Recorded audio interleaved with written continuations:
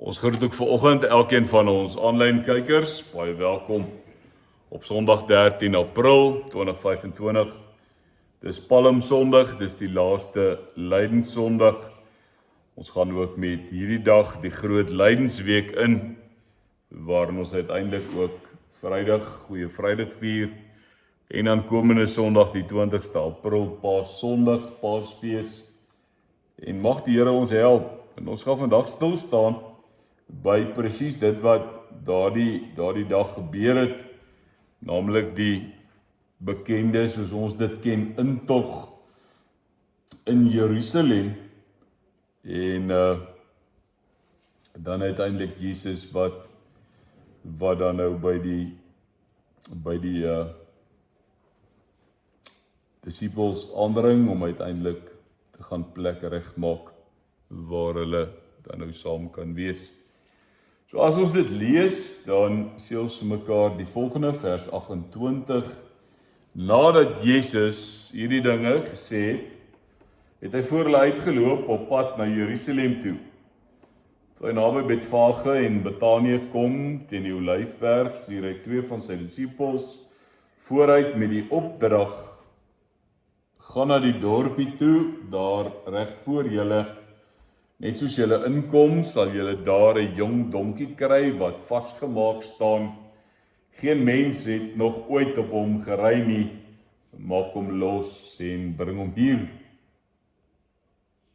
Jesus berei hulle ook voor. Hy sê, as iemand vra, waarom maak julle hom los? Met hulle antwoord, die Here het hom nodig.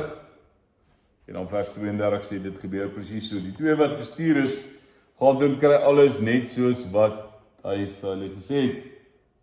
Terwyl hulle die donkie losmaak, vra sy eienaars vir hulle, waarom maak julle die donkie los? Hulle antwoord, die Here het hom nodig. Toe bring hulle die donkie na Jesus toe.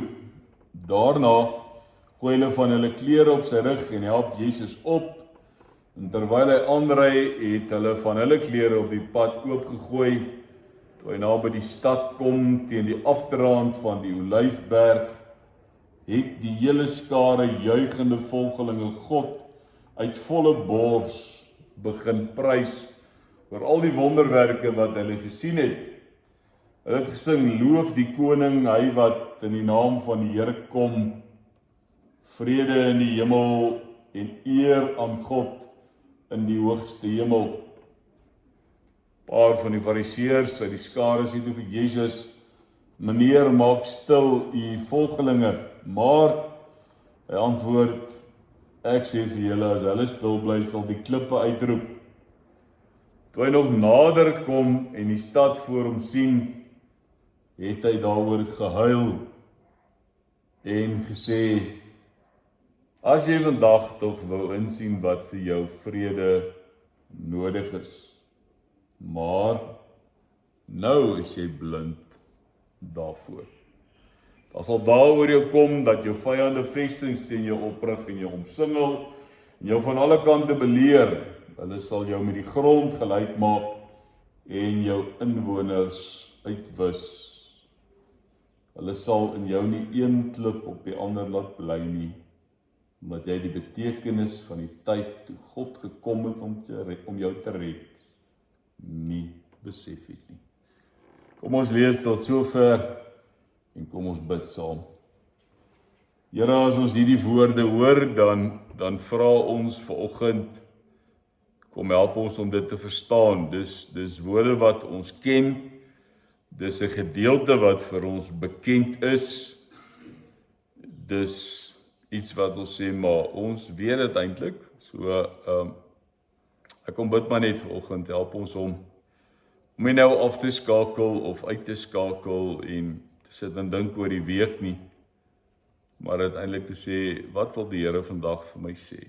Wat wil hy hê, moet ek in hierdie groot lydensweek wat voor lê gaan doen, wat uiteindelik getuig oor Jesus as die verlosser en die Here, en uiteindelik saam net weer op Goeie Vrydag dink aan die prys, aan die kruis wat hy betaal het. Iets van stil Saterdag beleef, en dan op Paasfees jubel en juig want die Here het opgestaan. Die Here het waarlik opgestaan. So mag die Heilige Gees elkeen van ons vanoggend ook lei om hierdie hele prentjie te sien, maar dalk binne die groter perspektief vanoggend vir ons ietsie te kom gee waarmee ons kan aangaan. Ons eer U in Jesus se naam. Amen. Vriende, hulle het gesing, loof die koning, hy wat in die naam van die Here kom. Vrede in die hemel en eer aan God in die hoogste hemel. En dit klink nogal baie soos die engele wat daai tyd gesing het. Toe die menswording van Christus aangekondig is en vir die herders gesê dat vandag in die stad van Dawid gebore is die verlosser Christus, Jesus die Here. So as ons hierdie dag vandag vier, wat sê ons uiteindelik vir mekaar? Dit gaan oor die triomfanklike intog in Jerusalem. Ons herdenk dit, dis in ons tyd die begin van groot lydensweek. Maar dan as ons begin kantaantekeninge maak, dan sê ons vir mekaar, na alle waarskynlikheid, heel moontlik, was dieselfdes wat daai dag, kom ons nou maar in ons tyd sê, 'n week van tevore, gesê het Hosanna, gesê het Halleluja, gesê het geseënd is hy wat kom in die naam van die Here, weet, alles wat ons woord gesê het, loof die koning, hy wat in die naam van die Here kom, die hele gedagte van wat hulle alles sou sê, sou uiteindelik kom en sê, maar kruisig hom, wat moet ons met hom maak, kruisig hom, hulle laat 'n misdadiger in sy plek vry. So wat gebeur? Uiteindelik kom Jesus en hy maak in hierdie intog in Jerusalem, maak hy die soort koningskap wat hy en sy Vader beplan het. Aan die ander woorde, die missie waarmee hy na die aarde toe gestuur is, kom maak hy bekend. Ek sê weer, hy is gebore uit die nageslag van Dawid.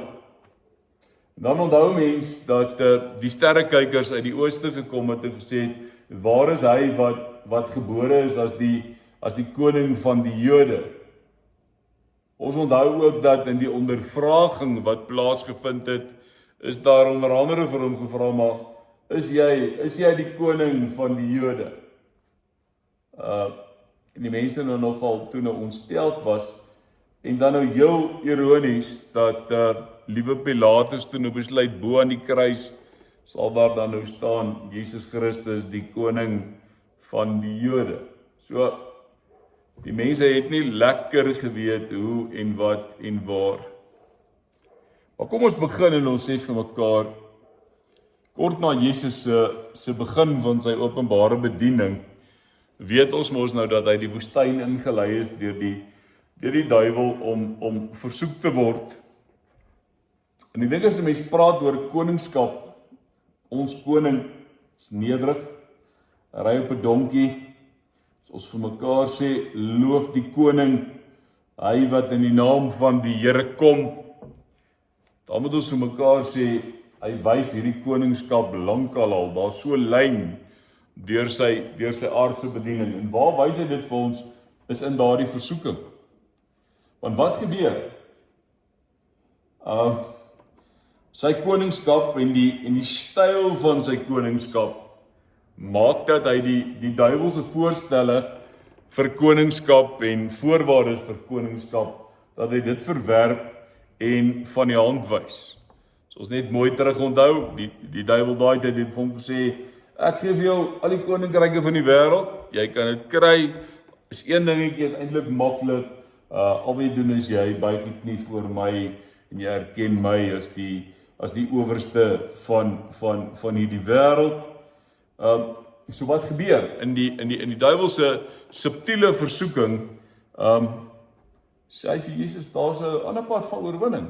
Daar's 'n moontlikheid, buig vir my, daar hoef jy kruis toe te gaan nie, jy hoef nie te sterf nie, en ons pad is daar, dis afgehandel. Dan weet ek en jy, 3 keer sê Jesus vir hom, Dis net nie aan nie. Dis nie die manier hoe dit werk nie. Hy verwerp dit, hy kies die kruis. So wanneer die duiwel met 'n tipe koningskap kom, dan sê Jesus nee, ek stel nie belang hierin nie. Ek hou nie daarvan nie. Dan moet ons vir mekaar sê, is dit uiteindelik 'n ding dat wanneer ons oor die koninkryke van die wêreld praat, waarvan die duiwel dan nou sê, maar jy weet, julle kan daarvan, dan sê Jesus uiteindelik, en dit het ons nou al baie keer en selfs hierdie jaar al vir mekaar gesê, dat ons uiteindelik, hy ons leer bid het, laat u koninkryk kom.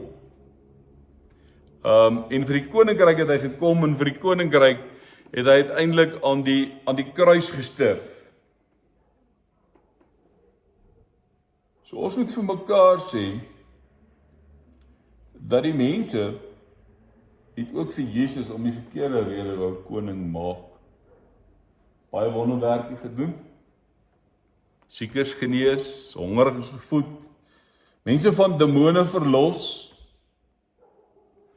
En wanneer ons by die vermeerdering van die brood kom en die daarmee gepaardgaande voeding van 5000 en ons wil dit vandag herleef, dan sou 'n mens vir jouself dit so kon voorstel dat die disippels, hoor mooi, die disippels na alle waarskynlikheid hier tussen daai 5000 deurgegaan het en gesê, kyk wat doen hierdie ou, kyk wat kan hy vir julle doen, kyk wat kan hy vir julle beteken, so wys hom aan, dwing hom om julle koning te word. Maar nou is dit weer 'n verkeerde Messias verwagting. Hulle gaan gebuk onder die juk van die Romeinse regering, onder die Romeinse ryk. So wat sien hulle? Hulle sien in Jesus iemand wat die las en die juk van die Romeine kom breek, 'n magtige militêre leier wat deur verskeie wonderwerke vir hulle as 'n volk oorwinning sou kon gee oor die militêre magte van die Romeine. So wat maak Jesus? Hy sê nee, ek is nie hiervan deel nie. Ek word nie ingetrek in nasionalistiese en 'n militaristiese koningsstyl nie. Dis nie wie ek is nie. Lees daai sinnetjie weer, ons koning kom en hy ry op 'n donkie. So Jesus weier dat die skare hom koning maak. Ek dink ons lees in een van die vertalings onder andere waar hulle sê, hulle wou hom met geweld koning maak. So op hulle voorwaardes wou sy volgelinge om koning maak. En dit smoor Jesus ook in die kiem. Hy sê net dood eenvoudig nee. En as 'n mens die pad volg na die kruis toe, dan gebeur dit onder andere op daai stadium dat hy eers vir die disippels sê, gaan julle is ook so 'n bietjie op my pad. Skuif julle ook net aan. Terwyl julle aanskuif, dis daar net so voor op die water geloop het en hulle morsdood skrik het. Sê hy vir hulle, gaan julle so lank vooruit. Ek wil net gou kyk dat die skare na die voeding, dat die skare almal by die huis kom en veilig is en dan sien ek julle later. Maar as jy die teks gaan lees, dan sien jy uiteindelik dat wat Jesus gehad het op Paasdag was 'n behoefte aan afsondering. Hy wou net alleen wees. Hy was dood eenvoudig. Hy het compassion fatigue gehad. Hy was dood eenvoudig moeg. Daar was hierdie gedruis van mense om hom. Daar was disippels wat hom vir koning, as 'n koning wou hê vir verkeerde rede. Daar was 'n skare wat hom wou gehad vir 'n verkeerde rede. So hy sê, wow, ek wil net so 'n bietjie eenkant wees. En ons lees dit baie pertinent dat hy uiteindelik sê, ek gaan berg toe alleen, gaan bid. Ek het my Vader se bemoediging en se versterking nodig. So hy vra vir hulp in sy stryd, in sy tyd van nood. So daarom sê ek weer, as ons praat oor ons koning, nederig en hy ry op 'n donkie. Hoe lyk jou koning? Hoe lyk die ons koning? Wat in jou kop is? Ek het nog gesê, daar's 'n paar maniere hoe mense daarna gekyk het. En uiteindelik sê hy, ek stel nie belang in enige een van hulle. Maar wat belangrik is dat ten spyte van al die verkeerde koningsverwagtings wat daar was, het Jesus sy koninklike gesag en mag op baie plekke gewys. In die natuur.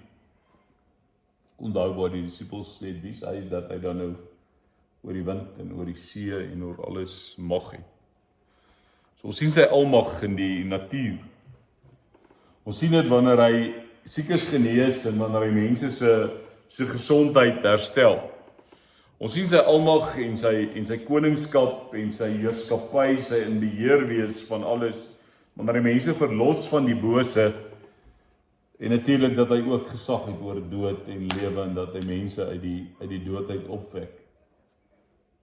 Die een ding wat hom onderskei het van die geestelike leiers van destyds is die feit dat hy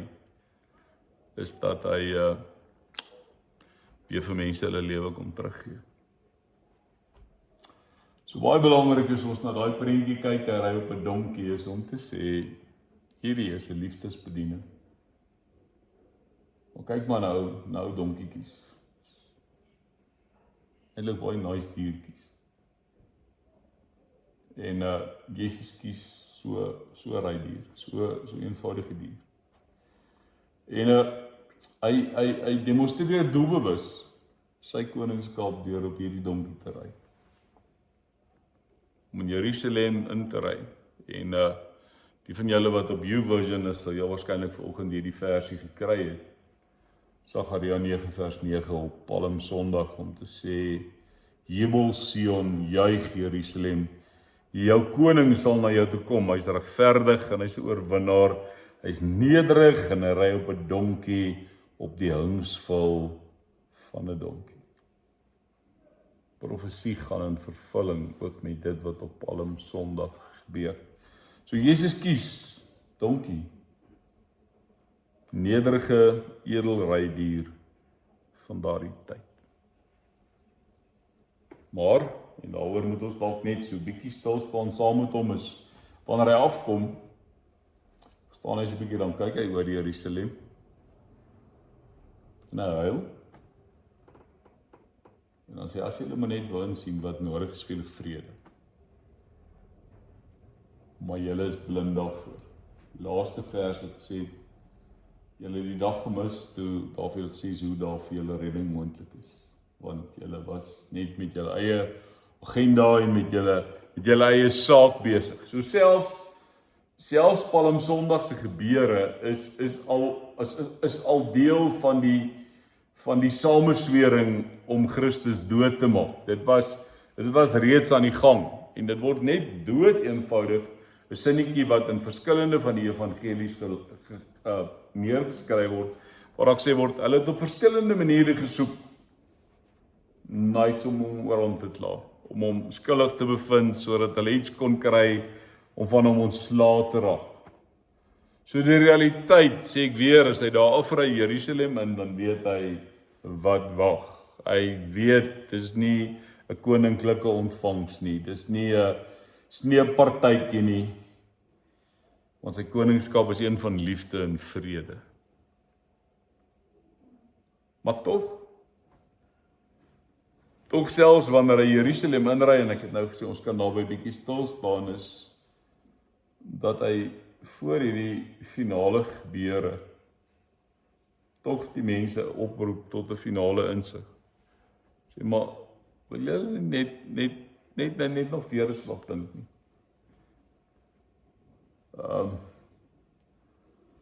As jy tog vandag wil insien wat veel vrede nodig is, mens blind daarvoor.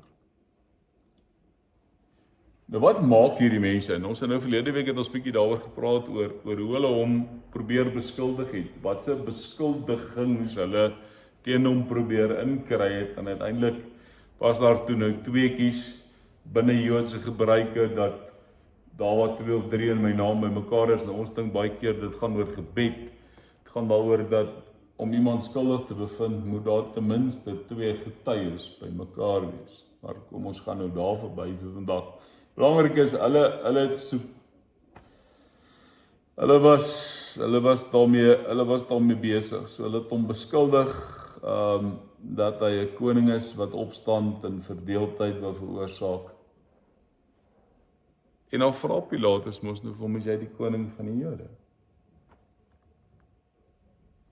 So die vyande van ons Here wou hom uit die pad uit hê. Elke manier moontlik, valslik beskuldig, belaster.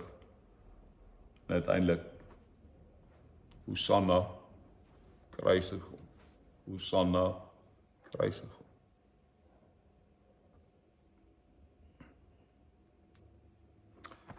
Christus word mens om koning te wees. Hierdie koningskap het hy op verskillende maniere getoon. Maar hy is verwerp. Hy is verwerp as die koning van liefde en vrede. Maar belangrik is om vandag vir mekaar te sê, Christus se koningskap oor alles word bevestig deur sy opstanding uit die dood. Nou keer maar weer daai ongelooflike Filippense 2 gaan lees daar van vers 5 af. Wat hierdie hele trappe van vernedering deurvat terug na die trappe van verhoging, om uiteindelik te sê, hy was gehoorsaam tot die dood aan die kruis toe, maar dan kom hy en dan sê hy verder, skryf Paulus, dan sê hy, maar God het hom tot die hoogste eer verhef en hom 'n naam gegee wat bo elke naam is, sodat in die naam van Jesus elkeen die knie sou buig en elke tong sou erken Jesus Christus is die Here tot eer van God die Vader.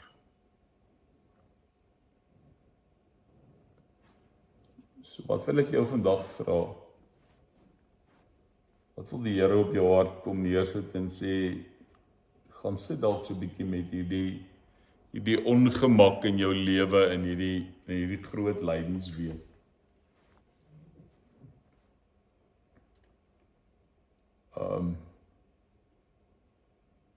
En dan dink ek ook aan Petrus wat gesê het, Here, ek sal U nooit verloon nie, selfs al moet ek saam met U sterwe, en Jesus ons nie waarvan U praat. So ek wil jy moet vandag bloot eenvoudig die woorde vat, Hosanna. En jy moet sê kruisig hom. En daarmee moet jy hierdie week gaan sit. Die stilte tyd wat volg is ons besig met die kruiswoorde van Jesus tot donderdag toe, en dan ons uit die aard van die saak ons goeie Vrydagdiens. Maar uiteindelik wil ek jy moet met daai goed gaan sit. Vir jouself sê, waar staan jy? So ek en jy vandag by Palm Sondag sê Hosanna en Halleluja en geseënd is hy wat kom in die naam van die Here. Wat gebeur in ons dat ons donderdag aanskree kruisig hom?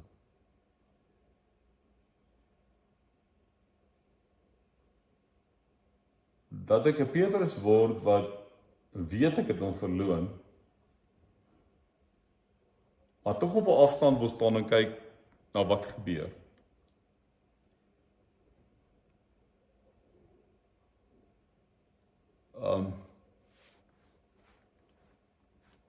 Ek weet nie, dalk kraai die haan vir jou ook hierdie week. Jesus sê ek wil die koning van jou hart wees.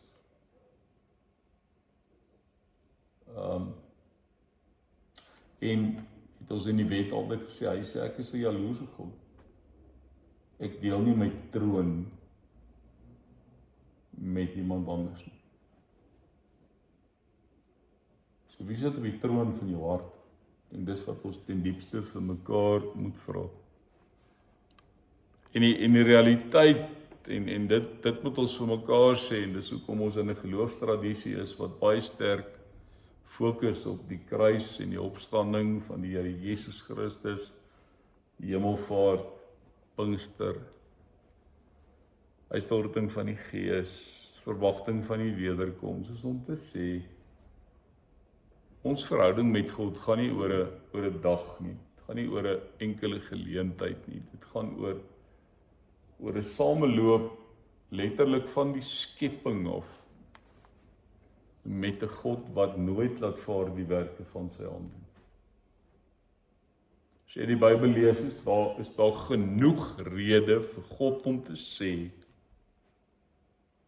so gemaak en so gelaat staan. Voeter nou maar voort. Lydenstyd kom sy net vir ons. God sê nee, ek is so lief vir julle, ek kan julle nie. I can't leave you on a road to nowhere.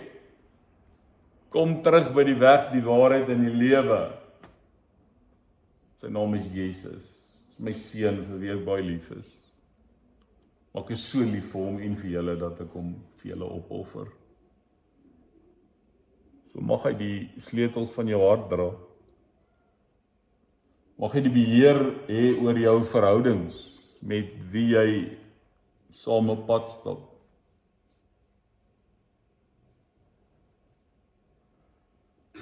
En dan moet ons vir mekaar sê, ons hoor weer Jesaja 9:6, wat sê as hy kom, wat sal hy wees? Wonderbare raadsman, sterke God, ewige Vader, vredevors.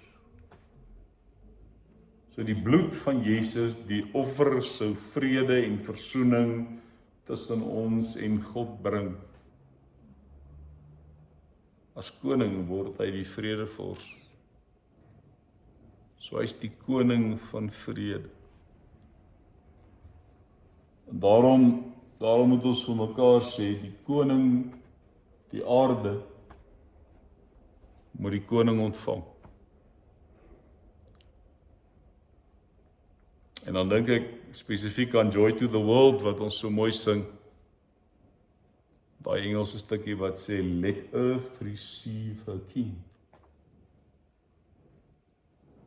En ons Afrikaanse vertalings daarvan is, die koningskind wat vir ons gegee is.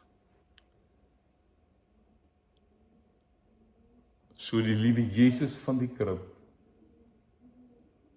word die gekruisigde van Golgotha, maar hy is die koning.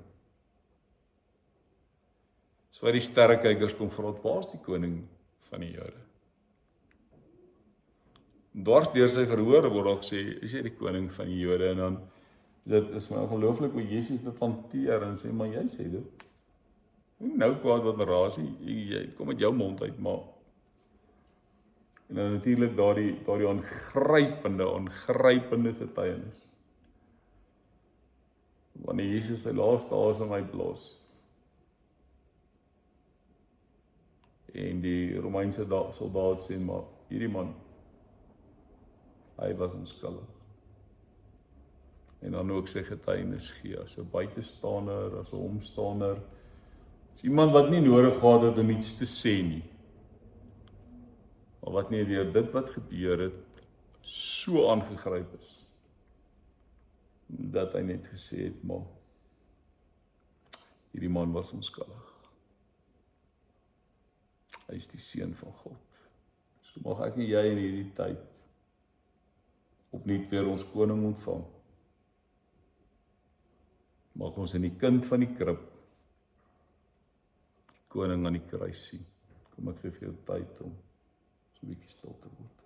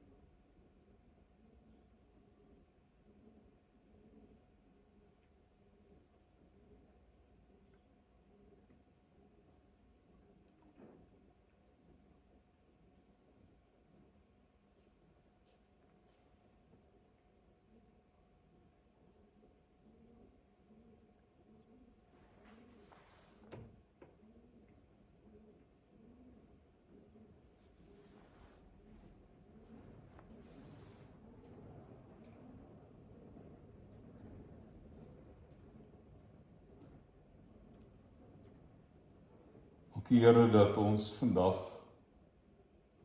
hierdie dag net kan bevestig, ons koning is nederig en hy ry op 'n donkie. Dit pas nie heeltemal in ons prentjie in nie. Ons leef in 'n wêreld van glitz en glamour wat dit sou nou nie 'n nommer 1 treffer gewees het. Netflix of op Prime Video of so verseker nie die eerste 10 gehaal het.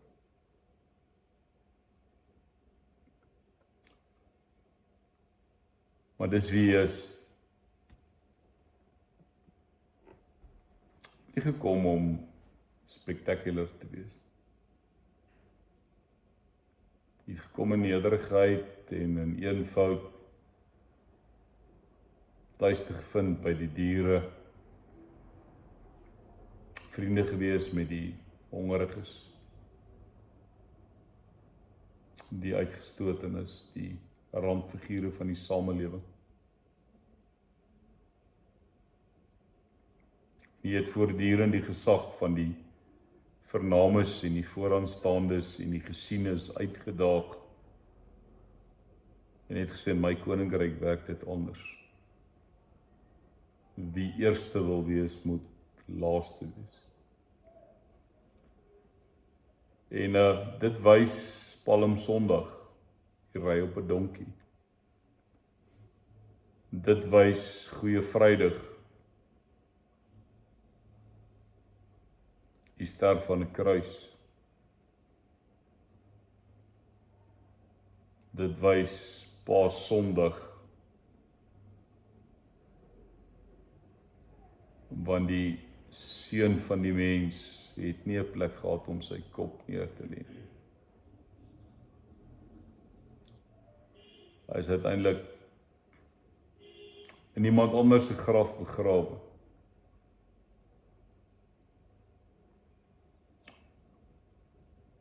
So vir hier het nie oor die bling gegaan nie. Het 'n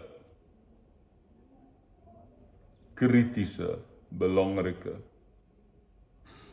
werk gehad om te doen. Maar hy het dit gedoen op die mees eenvoudige, nederige manier. En vir ons wat in 2025 leef, wat so sensasie behep is hierdie gebeure nie noodwendig so sensasioneel nie. So mag ons in hierdie dae net weer stil word. Self iewers te sien in die prentjie van mense wat sê, Hosanna, Halleluja, loof hom wat kom in die naam van die Here, Here aan God in die hoogste hemel. Vrede. En dan is daar dieselfde harte en daar dieselfde monde 'n paar dae later deel van 'n ander skare. Nou word hulle so meegevoer deur die skare dat hulle saam sê kruisig hom.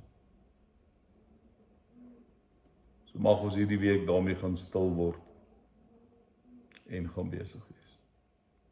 Dis eer in Jesus se naam. Amen. Vriende, belangrik vir die volgende week as ons oor koninkryksnuus praat. Ek trek vanmiddag om 5 Bloemfontein toe. Ek is TV Dinsdag aand terug.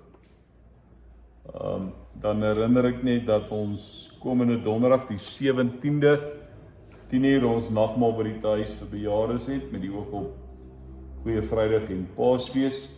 Dan hier in ons eie gemeente Die 18de April, dis Goeie Vrydag, komende Vrydag, ons diens en nagmaal 9 uur, en dan Paasondag die 20ste April, 9 uur die oggend weer eens Paasfees en nagmaal.